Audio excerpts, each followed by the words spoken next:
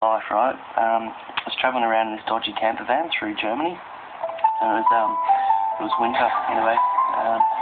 Driving around one night and looking for a place to stay in the middle of the forest. Got off the main road and went down this little dirt track.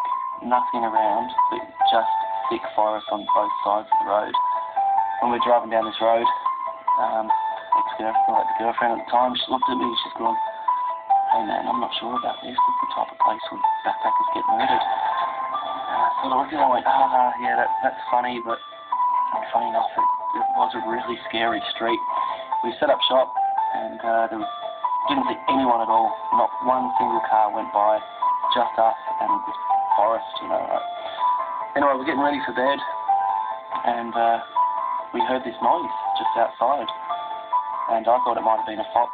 She looked at me and she said, "Did you hear that?" I was like, "No, did you?" And she's like, "Yeah." And then I said, "Oh, don't worry about it. It's probably just a fox or a dog or something." And about a minute later, we heard it again, but this time it was like really close. Like it was just outside the van. I was like, "Yeah, I did hear something. Hey, let's turn the light off and we'll have a look. I'll look out the back. You look out the side.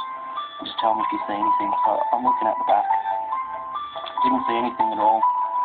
She's looking at the side, and next minute she's just dropped to the ground and started crying and screaming. I grabbed her and said, "What is it?" She goes, "There's a guy out there." I said, bullshit, no there's not." And she's like, "Yeah, there is, there's a guy, help, what are we going to do?" So I got up, looked out the curtains, and sure enough, there's a guy out there, right, dressed in all black gloves, balaclava, everything. He was about 5 meters away from the van, just crouched down in his grass.